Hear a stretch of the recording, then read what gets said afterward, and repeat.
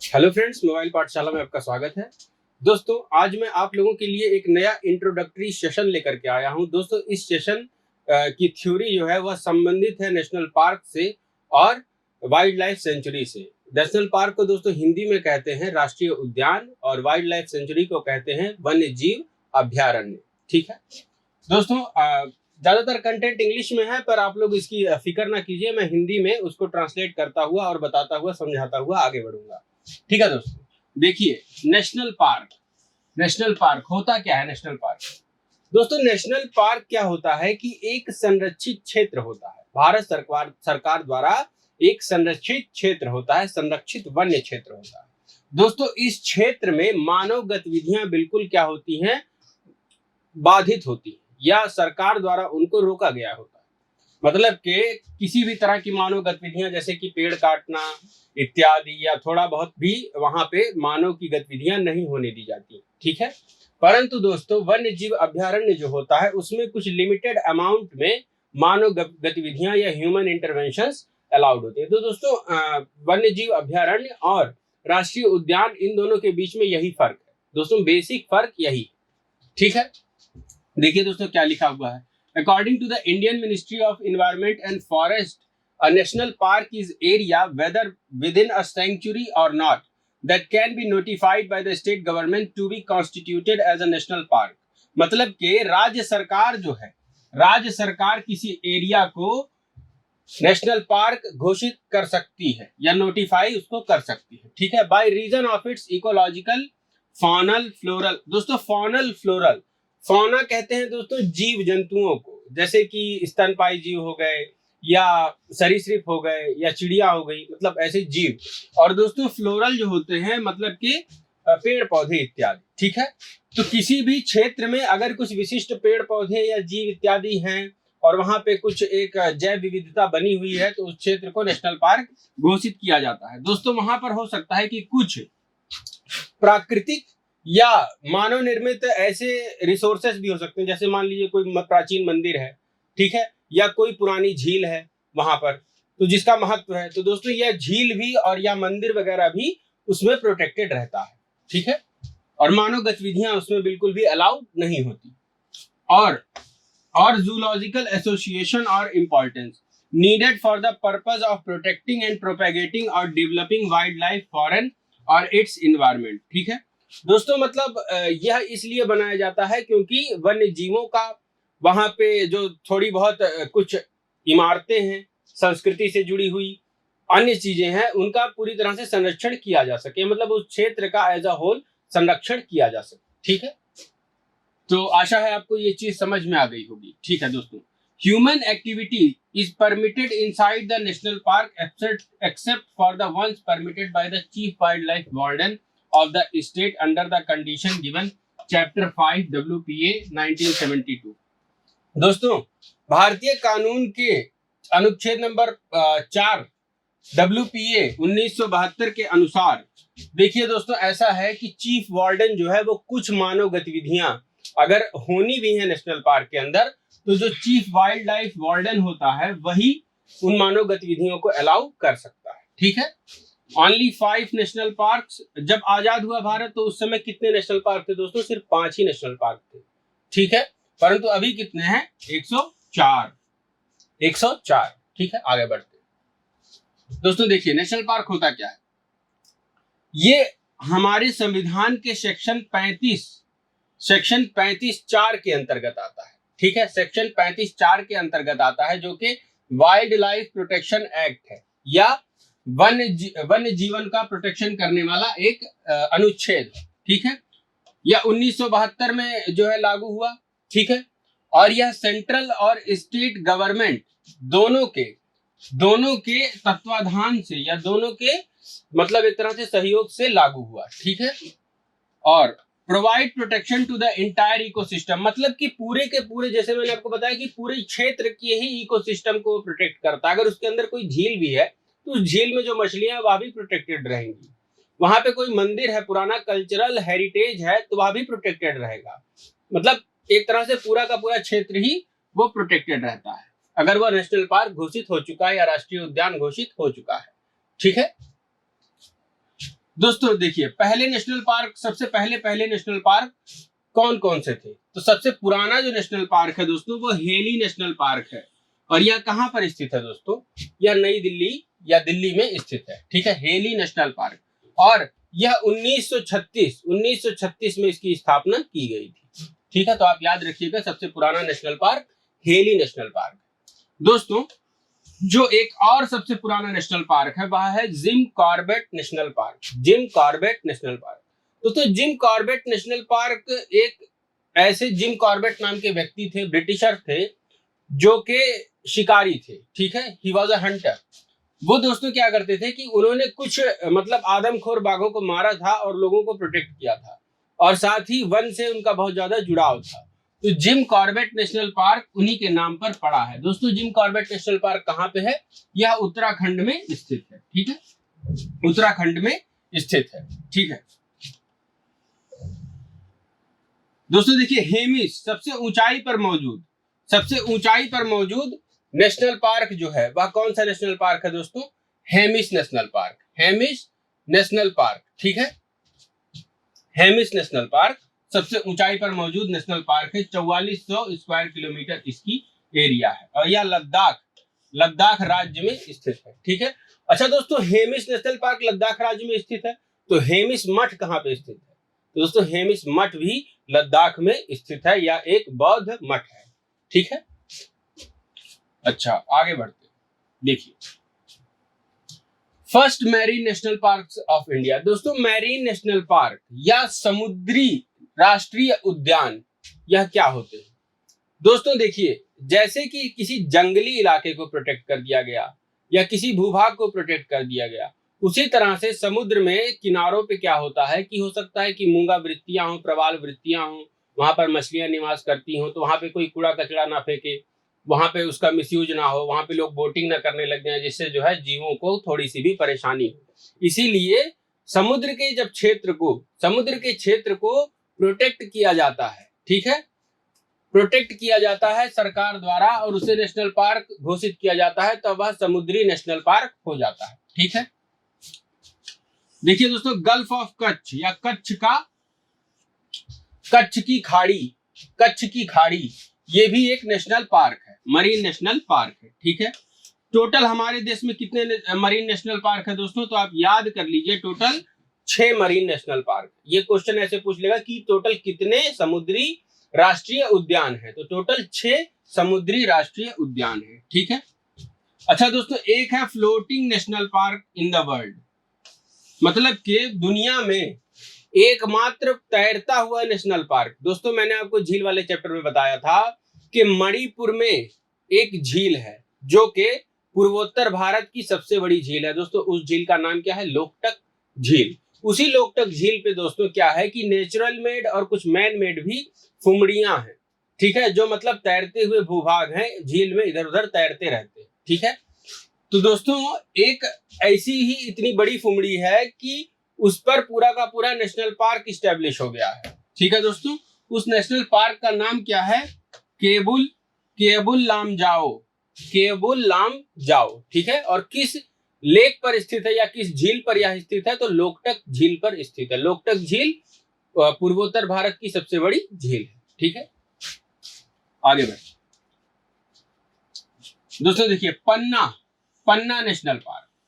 ठीक है, पन्ना national park को 2007 में एक अवार्ड मिला था। ठीक है, कि बेस्ट मेंटेन्ड नेशनल पार्क है, मतलब सबसे अच्छा प्रबंधन इसी का है, पन्ना नेशनल पार्क का। ठीक है, और यह अवार्ड इसको किसने दिया था? तो यह अवार्ड इसको मिनिस्ट्री ऑफ टूरिज्म ने दिया था, या पर्यटन मंत्रालय, भारत के पर्यटन मंत्रालय ने यह अवार्ड इसको, यह पुरस्कार दिया था। ठीक है, यह यूनेस्को डेजिग्नेटेड है, मतलब कि संयुक्त राष्ट्र का जो एक डॉटर ऑर्गेनाइजेशन आप इसको बोल सकते हैं, यूनेस्को।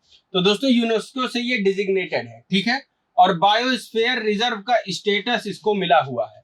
पन्ना नेशनल पार्क को बायोस्फीयर रिजर्व का स्टेटस मिला हुआ है यूनेस्को के द्वारा। ठीक है, और यह कब मिला इसको स्टेटस? तो अक्टूबर 2020 में ये स्टेटस इसको मिला। तो ये कथन आप याद कर लीजिए। तो दोस्तों मैंने आपको बताया पन्ना नेशनल पार्क के बारे में। दोस्तों एक और नेशनल पार्क है, वह है पेंच। पेंच नेशनल पार्क। दोस्तों पेंच नेशनल पार्क कहाँ पर स्थित है? यह मध्य प्रदेश और महाराष्ट्र की सीमा पर स्थित है। दोस्तों आप लोगों ने एक ऐड भी सुना होगा, एमपी गजब है, पन्ना में पेंच में है मोगली। तो दोस्तों मोगली जो था, मोगली जो कैरेक्टर था, यह मोगली कैरेक्टर किस फॉरेस्ट पे बेस्ड, मतलब जो उनकी बुक थी जंगल बुक, वह जंगल बुक किस फॉरेस्ट पर बेस्ड थी? तो वह पेंच पर बेस्ड थी। ठीक है, आगे बढ़ते हैं। ठीक है दोस्तों, देखिए जम्मू कश्मीर में और लद्दाख में कौन कौन से नेशनल पार्क हैं? तो दोस्तों एक एक करके देखते हैं। देखिए जम्मू कश्मीर में कौन कौन से हैं। एक है सिटी फॉरेस्ट या सालिम अली नेशनल पार्क। सालिम अली दोस्तों क्या थे? एक तरह के पक्षी विशेषज्ञ थे। ठीक है, तो दोस्तों पक्षियों के बारे में उन्होंने किताबें भी बहुत सारी लिखी हैं, आप चाहें तो देख सकते हैं। ठीक है दोस्तों, दची ग्राम नेशनल पार्क, दची ग्राम नेशनल पार्क और किश्तवाड़ नेशनल पार्क। तो दोस्तों सिटी फॉरेस्ट, दची ग्राम और किश्तवाड़, ये तीनों के तीनों कहां पर हैं? जम्मू कश्मीर में है। ठीक है, और दोस्तों लद्दाख में है एक हेमिस नेशनल पार्क, एकमात्र नेशनल पार्क लद्दाख में है हेमिस नेशनल पार्क। ठीक है, आगे बढ़ते हैं। दोस्तों देखिए मध्य प्रदेश में बहुत सारे नेशनल पार्क हैं, तो एक एक करके जानते हैं कौन कौन से हैं। दोस्तों देखिए कान्हा नेशनल पार्क है, बांधवगढ़ नेशनल पार्क है, माधव नेशनल पार्क है, संजय नेशनल पार्क है, वन विहार नेशनल पार्क है, पन्ना अभी बताया पीछे। तो दोस्तों इंपॉर्टेंट है पन्ना। ठीक है, पन्ना को क्योंकि सबसे अच्छे मैनेजमेंट के लिए एक अवार्ड मिला है भारत सरकार के पर्यटन मंत्रालय द्वारा। तो पन्ना को आप याद रखिए, कान्हा को याद रखिए। ठीक है दोस्तों, सतपुड़ा नेशनल पार्क। अब सतपुड़ा आप कैसे याद रखेंगे? देखिए दोस्तों ऊपर विंध्य के पर्वत है और उसके नीचे कौन से पर्वत है, कौन सी पर्वत श्रृंखला है? सतपुड़ा की पर्वत श्रृंखला है। विंध्य की पर्वत श्रृंखलाएं दोस्तों उत्तर प्रदेश के कुछ रीजन में भी फैली हुई है, तो नीचे जो होगी वह एमपी के कुछ रीजन में फैली हुई होगी, उसी के नाम पर ये सतपुड़ा नेशनल पार्क का नाम पड़ा है। ठीक है, पेंच नेशनल पार्क अभी मैंने आपको बताया दोस्तों, पेंच कहां पर है? यह मध्य प्रदेश और महाराष्ट्र की सीमा बनाता हुआ एक नेशनल पार्क है। तो दोस्तों पेंच मोगली जो कैरेक्टर था जंगल बुक का, और जंगल बुक जो एक तरह से नॉवेल लिखी गई थी, वह इसी नेशनल पार्क या इसी जंगल के बारे में लिखी गई थी। ठीक है, अगर आप उस नेशनल पार्क में जाएंगे दोस्तों तो वहां पर मोगली का एक चित्र भी बना हुआ है। ठीक है दोस्तों, देखिए फॉसिल्स नेशनल पार्क, यह भी कहां पर है दोस्तों? यह भी मध्य प्रदेश में है। डायनासोर फॉसिल पार्क एक है, ये नेशनल पार्क नहीं है। और पालपुर कूनो नेशनल पार्क। देखिए दोस्तों कूनो नेशनल पार्क के बारे में मैं आपको बताता हूं। कूनो नेशनल पार्क के बारे में प्रश्न हो सकता है या अवश्य से अवश्य पूछा जाएगा। ठीक है, और बहुत सारे एग्जाम्स में लगातार पूछ भी रहा है। क्यों? क्योंकि दोस्तों एक कूनो नेशनल पार्क है जहां पर एशिया एक तरह से अफ्रीकी चीता का विस्थापन या अफ्रीकी चीता वहां पर लाने के लिए प्रयास किया जा रहा है। ठीक है, उसे वहां पर बसाने के लिए फिर से प्रयास किया जा रहा है। पहले ये प्रपोज हुआ था कि गिर वन से कुछ सिंह जो है, मतलब कि एशियाई शेर, वो लाए जाएंगे कूनो में, और कूनो शेरों के लिए बहुत ज्यादा सुटेबल भी था। परंतु दोस्तों गुजरात राज्य ने उसने मतलब अपना ये स्टेटस नहीं छोड़ना चाहा कि वह शेर किसी और राज्य में हो जाए। हो सकता है यह कारण हो सकता है या कोई और कारण भी हो सकता है दोस्तों, तो अपनी अपनी बात है वो सरकारों की। परंतु दोस्तों वहां पर जो शेर वाला प्रोजेक्ट था वो कैंसिल हो गया, अभी चीते वाला प्रोजेक्ट जो है वह रन कर रहा है। ठीक है दोस्तों, देखिए छत्तीसगढ़ में कौन कौन से नेशनल पार्क है? एक है इंद्रावती या कुट्टूर नेशनल पार्क, दूसरा है कांगेर वैली नेशनल पार्क। ठीक है, तीसरा है गुरु घासीदास संजय नेशनल पार्क। ठीक है, गुरु घासीदास या संजय नेशनल पार्क।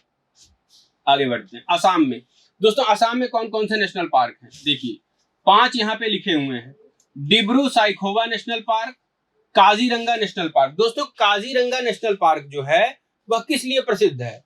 वह एक सींग वाले गैंडे के लिए प्रसिद्ध है, जो मात्र भारत में और नेपाल के भी कुछ क्षेत्र में पाया जाता है। मतलब कि साउथ एशियन रीजन में वो गैंडा पाया जाता है और काजीरंगा में वो मुख्यतः पाया जाता है, इसीलिए ये नेशनल पार्क बहुत ज्यादा फेमस है। देखिए मानस नेशनल पार्क, यह भी कहां पे है दोस्तों? आसाम में है। नामेरी नेशनल पार्क, यह भी आसाम में है। राजीव गांधी ओरांग नेशनल पार्क, यह भी आसाम में है। दोस्तों 2 और नेशनल पार्क जुड़े हैं जिसके नाम यहाँ पर मेंशन नहीं किए गए हैं, मैं आपको बता देता हूं, वो उसके बारे में भी सवाल पूछा जा सकता है। एक है रायमोना नेशनल पार्क। ठीक है दोस्तों, और दूसरा है देहिंग पटकई।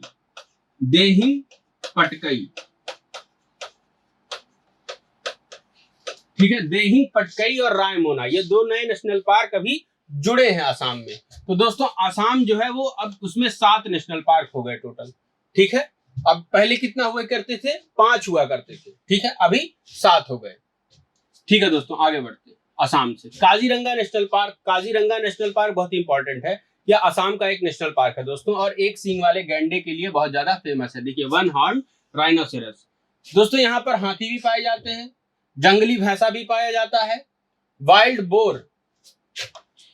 ठीक है, वाइल्ड बोर, वाइल्ड बोर क्या होता है, जंगली सुअर होता है, एक तरह का भारतीय जंगली सुअर, तो यह भी वहां पर पाया जाता है। टाइगर मतलब के बाघ, वह भी पाया जाता है, और तेंदुआ, तेंदुआ भी पाया जाता है। ठीक है, 2/3 जो एक सींग वाले गैंडों की पॉपुलेशन है वह कहां पर है, मतलब के बहुत बड़ा हिस्सा, 2/3, 1/3 और कहीं हो सकती है, पर 2/3 हिस्सा इन एक सींग वाले गैंडों की पॉपुलेशन का कहां पर स्थित है, वह काजीरंगा नेशनल पार्क में स्थित है। ठीक है दोस्तों, महाराष्ट्र में कौन कौन सा नेशनल पार्क है, देखिए, Chandoli national park, Gugamal national park, Tadoba national park, Tadoba national park, Navegaon national park, और संजय गांधी बोरीवली नेशनल पार्क। देखिए दोस्तों, संजय गांधी नाम से 2 नेशनल पार्क है, एक संजय गांधी नाम से, एक राजीव गांधी नाम से है।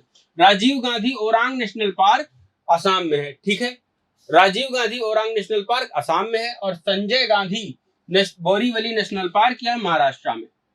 ठीक है दोस्तों, आगे देखते हैं। देखिए, सिक्किम, सिक्किम में नेशनल पार्क है दोस्तों। सिक्किम में कंचनजंगा पर्वतों को वहां के लोकल लोग अलग नाम से पुकारते हैं, वह है देखिए खांचनजोंगा, किस तरह से बोलते हैं वो, तो इसीलिए इस नेशनल पार्क का नाम क्या है, खांचनजोंगा, खांचनजोंगा नेशनल पार्क। यह कहां पर स्थित है दोस्तों, यह सिक्किम में स्थित है। ठीक है, अच्छा, कंचनजंगा राष्ट्रीय उद्यान, मतलब के कंचनजंगा राष्ट्रीय उद्यान भी यहीं पर स्थित है, और उसको यूनेस्को की वर्ल्ड हेरिटेज साइट में शामिल किया गया है, और जुलाई 2016 में यह काम हुआ है। ठीक है, इसे भी यूनेस्को की वर्ल्ड हेरिटेज साइट में शामिल किया गया है, और 2016 में ऐसा किया गया।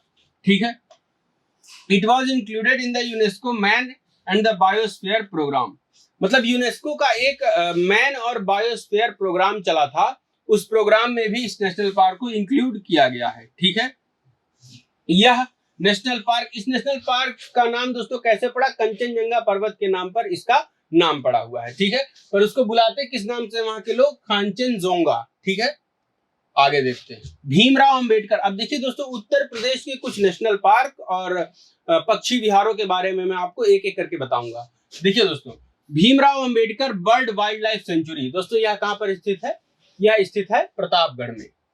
ठीक है, यह स्थित है प्रतापगढ़ जिले में, उत्तर प्रदेश के प्रतापगढ़ जिले में, और किस क्षेत्र में है, कुंडा टाउन में है।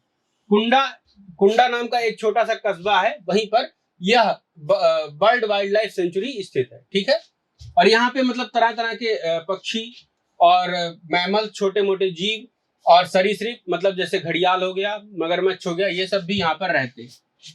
ठीक है, एम्फीबियंस मतलब मेढक इत्यादि भी रहते हैं यहाँ पर। इनवर्टिब्रेट्स मतलब के बिना रीढ़ की हड्डी वाले जो जानवर हैं वह भी यहाँ पर रहते हैं।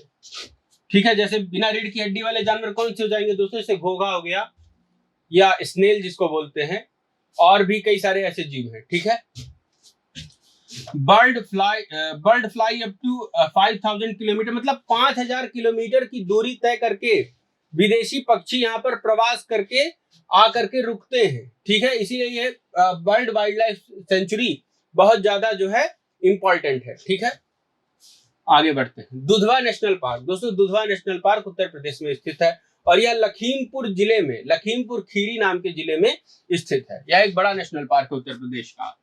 अच्छा देखिए दोस्तों, यह lowland region of north India, मतलब कि उत्तर प्रदेश की या उत्तरी भारत की जो निचली भूमि है या तराई का क्षेत्र है, हिमालय से जस्ट आप नीचे उतरे शिवालिक रेंज से, तो यह क्षेत्र पड़ता है। ठीक है, और यहाँ पर क्या है, मार्शी ग्रासलैंड, मतलब कि थोड़ी ऊंची ऊंची घासों वाले एक तरह से वन क्षेत्र है, ये ऊंची घासों का एक वन्य क्षेत्र है।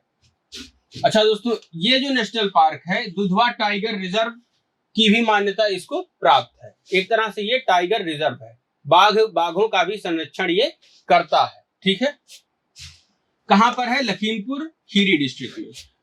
तो दोस्तों मैंने आपको भारत के राष्ट्रीय उद्यानों और वन्य जीव अभ्यारण्यों के बारे में बताया, और उत्तर प्रदेश से भी संबंधित जो राष्ट्रीय उद्यान थे और वन्य जीव अभ्यारण्य थे या पक्षी विहार थे, उनके बारे में भी थोड़ा शॉर्ट में बताया। दोस्तों कल मैं आप लोगों के साथ लाइव सेशन के माध्यम से इससे संबंधित क्वेश्चंस के साथ उपस्थित होऊंगा। दोस्तों आप हमारे वीडियोस को कृपया लाइक और शेयर करें, और आप हमारे चैनल को सब्सक्राइब करें। ठीक है दोस्तों, धन्यवाद।